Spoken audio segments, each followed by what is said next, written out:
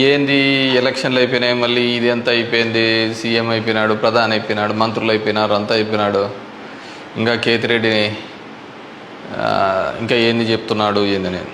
సరే, the beauty of democracy, ప్రజాస్వామ్యం వర్ధిల్లాలని పెద్ద పెద్ద స్టేట్మెంట్లు ఇస్తూ ఉంటాం, అతిపెద్ద డెమోక్రటిక్ నేషన్ అని చెప్తూ ఉంటాం. కానీ ప్రతి చోట కూడా ఏం జరుగుతుంది, ఏం జరిగిందని నేను 2014లో చూసా. దొంగ ఓట్ల ఎక్కించుకునే కార్యక్రమం, దాని మీద విపరీతంగా ఫైట్ చేయడం జరిగింది. తర్వాత దాన్ని ఆధార్ కార్డుతో లింక్ చేయాలని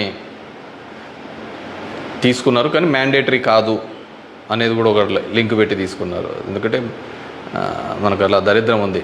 గ్యాస్ సిలిండర్లు కావాలన్నా ఆధార్ కార్డుకి లింకు కావాలా, లేకుంటే ప్రతిదానికి ఆధార్ కార్డుతో ఉండాలి అని చెప్తారు. కానీ ప్రజాస్వామ్యాన్ని నిలబెట్టేది మాత్రం ఆధార్ కార్డుతో మ్యాండేటరీ కాదు అని చెప్పి ఇచ్చినారు. మరి మిగతా దానికందరికీ మ్యాండేటరీ ఎందుకైందో, దీనికి ఎందుకు ఖచ్చితంగా ఇవ్వాలి అనేది మాత్రం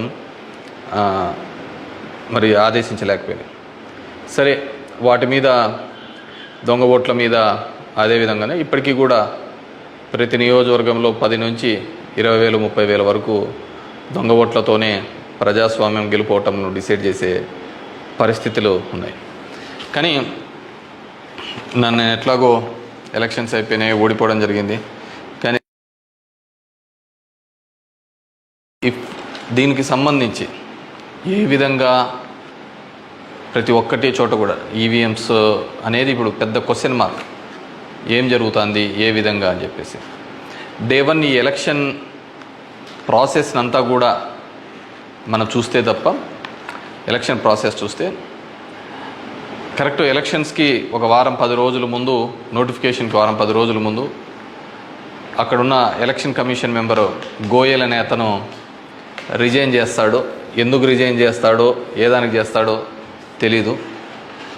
తర్వాత అంతకుముందు వరకు ఉన్న ఒక చట్టం, ఒక ఎలక్షన్ కమిషన్లో ఒక మెంబర్ని అపాయింట్ చేయాలన్న దానికి ప్రధానమంత్రి, ప్రతిపక్ష నాయకుడు, చీఫ్ జస్టిస్ ఆఫ్ ఇండియా ఈ ముగ్గురు సమక్షంలో ఎన్నుకోవాల్సిన దాన్ని మళ్ళీ ఒక కొత్త చట్టం తీసుకొని వచ్చి ప్రతిపక్ష నాయకుడు, ప్రధానమంత్రి, క్యాబినెట్ సహచరుడు అని పెట్టి తీసుకొని వచ్చి ఒక కొత్త వ్యక్తిని తీసుకొని రావడం జరిగింది.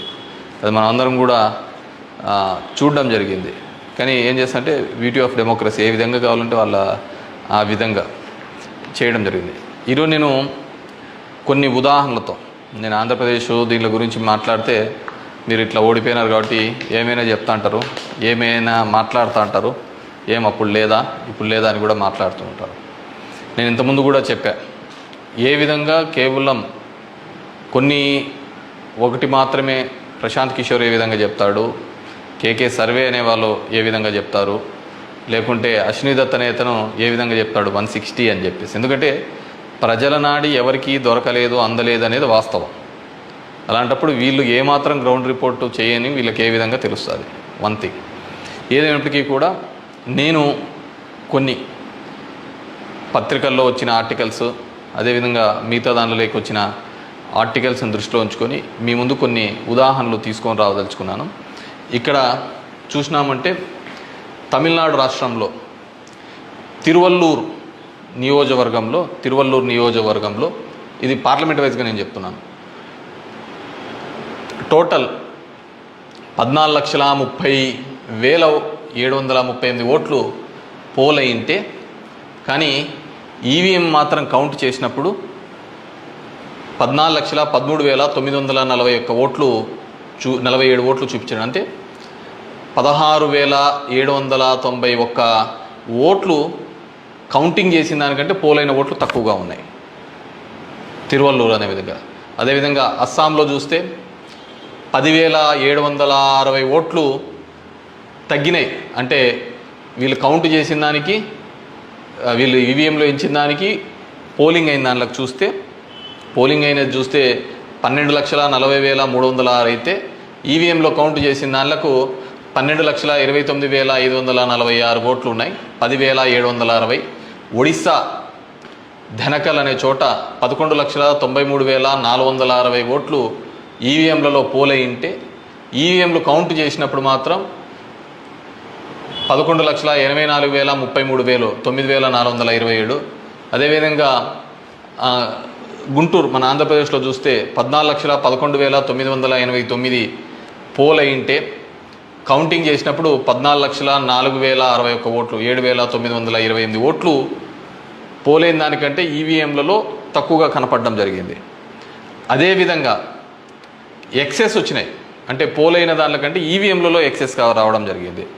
ఆ సంఖ్య చూస్తే అస్సాంలో కరీంగంజ్ అనే చోట చూస్తే 11,36,538 ఈవీఎంలలో పోలయింటే ఎంచే టైంకి 11,40,349 అంటే 3,011 ఓట్లు పెరిగినట్టు కనపడినాయి. అదేవిధంగా ఒంగోలులో చూస్తే ఈ 13,99,707కి కౌంట్ చేసినప్పుడు 14,11,174 ఓట్లు. అదేవిధంగా ఒడిశా దాంట్లో బలాస్పూర్, మధ్యప్రదేశ్లో మండ్లా, అదేవిధంగా బీహార్లో బుక్సర్, ఇవన్నీ చోట పోలైన ఓట్ల కంటే ఈవీఎంలలో పెరిగిన ఓట్లు ఇవి.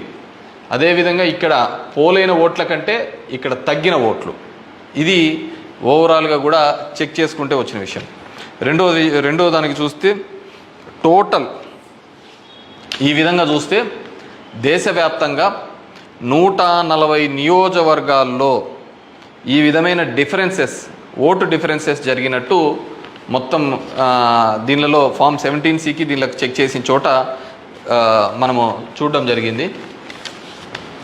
పైకెత్మ అదేవిధంగా ఈ విధంగా 16,000 ఓట్ల నుంచి ఈ విధంగా చేయడం జరిగింది. మే 25 ఈసీ రిలీజ్ చేసిన దాని ప్రకారము ఒక్క నిమిషం, ఇవన్నీ కూడా చిన్నవి మాక్ ఓటింగ్లలో జరిగినవి ఇవన్నీ అని చెప్పేసి వాళ్ళు చెప్పడం జరిగింది. ఇంకా ఏమంటే ఫామ్ 20 ఇంకా ఇంతవరకు ఆన్లైన్లో కూడా అప్లోడ్ కాలే. మామూలుగా ఇవన్నీ ఆన్లైన్లో అప్లోడ్ కావాల్సిన విషయం. ఎందుకో అవన్నీ చెప్పచ్చు, లక్షల మెజార్టీలలో వస్తున్నప్పుడు ఈ 1000, 2000, 3000 ఎందుకు ఈ విధంగా అని చెప్పేసి నేను దానిలో కూడా కొన్ని ఉదాహరణలు చెప్తాను. దీనిలో సంబంధించి చూస్తే మొదటిది ముంబై నార్త్ వెస్ట్ మహారాష్ట్ర దానికి సంబంధించి మొత్తం ఈవీఎంలలో పోలైన ఓట్లు 9,51,580 ఓట్లు మొత్తం పోలైనాయి. కానీ ఈవీఎంలు లెక్కేసినప్పుడు దాంట్లో 9,51,582 ఓట్లు ఈవీఎంలు మాత్రం కౌంటెడ్గా కనిపినాయి. అంటే ఆడ లెక్క చేసిన దానికి దీనిలకు సంబంధించి తేడా కనపడడం జరిగింది. కానీ అక్కడ ఏం జరిగిందంటే శివసేన యూబీటీ అభ్యర్థి డిఫీటింగ్ అమోల్ గజనాన్ అనే అతన్ని 48 ఓట్లతో మాత్రమే అక్కడ ఓడించడం జరిగింది. అదేవిధంగా సెకండ్ కేసులో చూసినాము అంటే జైపూర్ రూరల్లో రాజస్థాన్లో 12,38,818 ఓట్లు ఈవీఎంల ద్వారా పోలయింటే కానీ ఈవీఎంలలో లెక్కించినప్పుడు మాత్రం అది 12,37,966 ఓట్లుగా మాత్రమే చేయడం జరిగింది. 852 ఓట్లు అక్కడ కౌంట్ కాలే. 852 ఓట్లు అక్కడ కౌంట్ కాలేదు. బీజేపీకి సంబంధించిన రావు రాజేందర్ సింగ్ అనే అతను ఈ సీట్ని గెలవడం జరిగింది. అతను గెలిచిన దానికి మార్జిన్ 1,615 ఓట్లు, 1,615 ఓట్లతో ఆయన గెలవడం జరిగింది. 1,600. కానీ అక్కడ వచ్చిన తేడా 852. ఇది ఇట్లా మారిపోయినా ఇది ఇట్లా గెలిచిందో అంటే ఆ లోయెస్ట్ మార్జిన్. ఎందుకని థర్డ్ కేసు చూస్తే కంకర్ ఇన్ ఛత్తీస్గఢ్ అక్కడ పోలైన ఓట్లు 12,61,103 ఈవీఎంల ద్వారా ఓట్లు పోలైంటే ఈవీఎంల ద్వారా మనకు ఫామ్ 17లో ఇచ్చినప్పుడు ఈవీఎంల ద్వారా ఉండేది.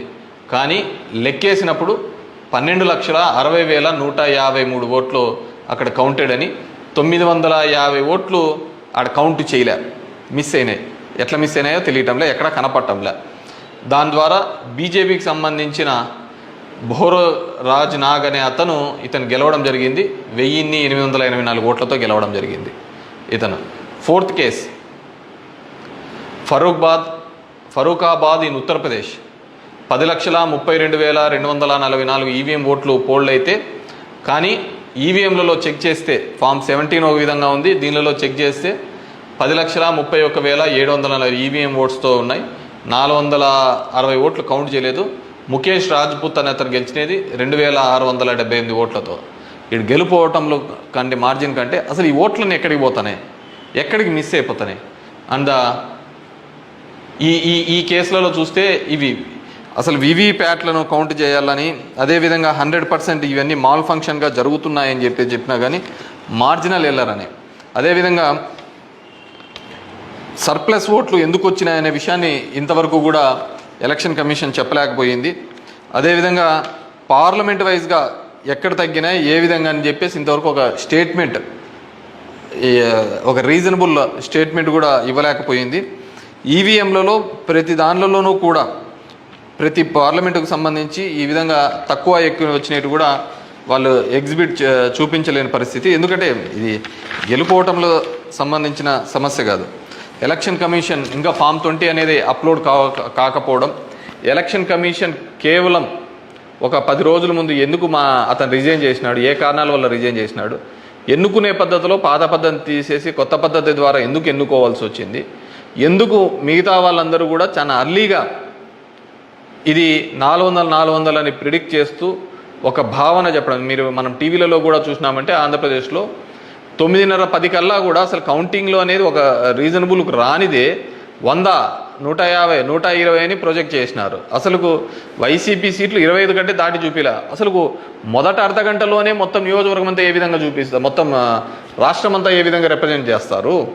సో ఆ విధంగా రిప్రజెంట్ చేయడానికి ఏంటంటే బేసిక్గా అక్కడున్న ఏజెంట్లు కావచ్చు, అధికారులు కావచ్చు, వన్ సైడెడ్గా పోవడం కోసం ఆ విధంగా చేసినారు. ఆ విధంగానే ఉండడంతో ఆల్మోస్ట్ వాళ్ళందరూ కూడా 10:30 నుంచి బయటికి రావడం మొదలుపెట్టినారు. ఏం జరిగింది అనేది అసలు ఎవరికే కానీ అర్థం కాలేదు. టీవీలలో చూసినాము అంటే అసలు 8:30 అంటే 9:30 కల్లా 100-150 సీట్ల లేక వచ్చేసినాయని ఎలివేషన్స్ అన్నీ ఇవ్వడం జరిగింది. సో ఏ విధంగా మీడియా ఎలక్షన్ కమిషన్ వెబ్సైట్లలో పెట్టలేదు, అక్కడ ఆ విధంగా ప్రాజెక్టు కాలేదు. కానీ వీళ్ళే మొదటే చేయడం వల్ల ఏంటంటే దానివల్ల ఏజెంట్లు అక్కడ నుంచి వెళ్ళిపోతారని చెప్పేసి, అదేవిధంగా ఉద్యోగస్తులందరూ కూడా వన్ సైడెడ్గా జరిగిపోతే ఏజెంట్లు అందరూ పోయినారంటే వీళ్ళు రాసుకునేదే రాత అయిపోతుంది కదా. సో ఆ విధంగా అబ్జల్యూట్ మెజారిటీస్ ఇదైతే అంటది. అదేవిధంగా సో ఇదంతా కూడా మనం నిజమైన ప్రజాస్వామ్యంలో దొంగ ఓట్ల మీద ఉన్నామా, లేకుంటే ఈవీఎంలో మిషనరీస్ మీద పనిచేస్తున్నామా, నాకు ఓడిపోయినానని నేను బాధతో కాదుగా చెప్తున్నానని కానీ అందుకే నేను ఆంధ్రప్రదేశ్ స్టేట్ గురించి ఎక్కడ చెప్పలే. దేశంలో జరిగినది వివిధ దీనిలలో చెప్పినది. ప్రశాంత్ భూషణ్ కూడా ఆయన సీనియర్ లాయర్గా కూడా ఆయన కూడా పోరాడుతున్న సందర్భం చూసాం. సో ఇది మనం మాట్లాడకపోతే, ఎందుకంటే మేము ఎక్కడైనా ఊర్లలో పోయినా కానీ, ఊరు నుంచి వచ్చినా కానీ, టౌన్లో కానీ మిగతా వాళ్ళన్నా మేము వేసామని చెప్తున్నారు. మరి వేసింటే ఓట్లు ఎక్కడికి పోయినాయి, ఎవరికి పోయినాయి? ఎక్కడి నుంచో వచ్చి 3,000తో గెలుస్తామని చెప్పేసి ధర్మవరంలో 2 నెలల నుంచి చెప్తున్నారు. ఏ విధంగా ఆ ఫిగర్ అచీవ్ అయ్యి 3 నెలల నుంచి చెప్తుంటారు? So it's a big question mark. So there is completely ఏదో ఒక సెక్షన్లో అయితే మ్యానిపులేషన్ జరిగింది. ఇప్పుడు ఏం చేసేది ఎందుకు కాదు, కానీ జస్ట్ ప్రజలందరూ కూడా మనం అందరం వివేకంగా ఆలోచించుకొని డెమోక్రసీ ప్రజాస్వామ్యాన్ని ఇదే పెట్టుకుంటూ పోతా అంటే మోడీ 3 అవుతుంది, మోడీ 4 అవుతుంది, మోడీ 5 అవుతా ఉంటుంది. ఇంక జనం యొక్క ఓటుకు దాని విలువకు ఎటువంటి విలువ ఉండలేని పరిస్థితి మనం చూడగలుగుతాం. So these are all planned and స్క్రిప్టెడ్గా అంతా కూడా జరిగిందని పూర్తిగా నేను నమ్ముతున్నాను. పబ్లిక్ జనం కూడా అదే విధమైన ఆలోచనలతో ఉన్నాయని నమ్ముతున్నాను. వాట్ ఎవర్ మేబీ నాకు కూడా ఈ 5 ఏళ్ళు కూడా జనాలు మీరు ఇంకా తిరిగినే చాలు, చేసినే చాలు, ఇది చాలు అని చెప్పేసి ఒక బ్రేక్ ఇచ్చినట్టుగా ఉంది. కానీ బ్రేక్ ఇచ్చినంత తప్ప నాకు రాజకీయాలు తప్ప వేరేది ఏమీ తెలియదు కాబట్టి డెఫినెట్గా నా గొంతును వినిపిస్తూనే ఉంటాను. అన్ని విధాలుగా కూడా ఎక్కడెక్కడ ఏ తప్పులు జరుగుతున్నా కానీ, అది నియోజకవర్గ వ్యాప్తంగా కావచ్చు, రాష్ట్ర వ్యాప్తంగా కావచ్చు, దేశవ్యాప్తంగా కావచ్చు, ఖచ్చితంగా ఇంకా ఇట్లా కాకుండా నేనేం వేరే వాళ్ళను బూతులు తిట్టేది ఇంకోటి ఆ అవసరం లే. జనాలకు ఎంతో కొంతమంది కన్నా సరే నాకు తెలిసిన విషయాన్ని షేర్ చేసుకోవాలనేది ఒక ఆలోచన విధానంగా అనుకున్నాను. డెఫినెట్గా ఐ విల్ కంటిన్యూ దట్. ఎందుకంటే చూస్తున్నాం అక్కడక్కడ జరిగినవి ఇవన్నీ కూడా. ఐ వాంట్ టు గివ్ ఎన్నుకున్న ప్రభుత్వానికి కూడా వాళ్ళకు కూడా మనం కూడా ఒక 6 months మనం కూడా టైం ఇవ్వాలి. వాళ్ళు ఏం చేస్తారు, వాళ్ళు ఇచ్చిన మాటను ఏం చేస్తారు, ఏ విధంగా కట్టుబడి ఉంటారు అనేది చూడాలి. ఎన్నెన్నో వాగ్దానాలు ధర్మవరానికి ఇచ్చినారు, రాష్ట్రానికి ఇచ్చినారు, చాలా వాగ్దానాలు ఇచ్చినారు. కానీ అవి ఎంతవరకు నెరవేరుస్తారు, లేదు కేవలం కక్ష సాధింపు చర్యలతోనే మిగిలిపోతారా, ఇవన్నిటినీ కూడా కాలమే సమాధానం చెప్తుంది. సో అప్పుడు end of the day who is the best అనే పద్ధతికి మనం అందరం కూడా మాట్లాడుకుంటామని చెప్పేసి తెలియజేసుకుంటూ, ఈ ఈవీఎంస్లో జరిగిన ప్రతి ఒక్కటి కూడా మీ దృష్టికి తీసుకొని రావాలనే ఒక ఆలోచన. నాకు తెలిసిన డిఫరెంట్ పేపర్లలో ఆర్టికల్స్ డిఫరెంట్ వాళ్ళు ఇచ్చిన ఇన్పుట్స్ ప్రకారం నేను చెప్తున్నాను. సో ప్రతి ఒక్కరికి ఓటు హక్కు కల్పిస్తానన్న ఈసీ మరి ఇన్ని టోటల్ ఓట్లు వేసిన దానిలో చూస్తే దేశవ్యాప్తంగా 362 నియోజకవర్గాల్లో 5,54,598 ఓట్లు మిస్ అయినాయి, కనపడటం లేదు. అది అంటే అది హెచ్చు తగ్గుల్లో కావచ్చు, దీనిలో కావచ్చు, కరెక్ట్గా రాకుండా అన్ని ఓట్లు మిస్ అయినాయి. మరి ఈ ఓట్లని ఎక్కడికి పోయినాయి? సో ఇదే పద్ధతిలోనే మొత్తం నడవాల్సిన పరిస్థితే అనేది కూడా మనమందరం కూడా ప్రజాస్వామ్యంలో ఉన్న ప్రతి ఒక్కరు కూడా మనమందరం కూడా ఆలోచించుకొని భవిష్యత్తులో దీని మీద మాట్లాడకపోతే నిశ్శబ్దంగా ఉన్నాము, వచ్చింది మన గవర్నమెంట్ ఎగలాడదామని, ఇంకోటి వచ్చింది ఇది అని చెప్పేసి వాళ్ళు చేసినారు. సరే, సదరన్ పార్ట్ ఆఫ్ ఇండియాలో కొత్తగా తీసుకొని వచ్చినారు, కులం మతం అనే దాని మీద రాజకీయం తీసుకొని వచ్చినారు. కానీ ఇవన్నిటినీ కూడా ఆలోచించాలి. డెమోక్రసీని మళ్ళీ మనమందరం కూడా నిలబెట్టాలి అంటే కూడా ఇవన్నిటినీ కూడా ప్రజలు ఆలోచించుకొని వారి గలం ఇప్పి వారందరూ కూడా వీటి మీద మాట్లాడాల్సిందిగా కోరుతున్నాను. Thank you.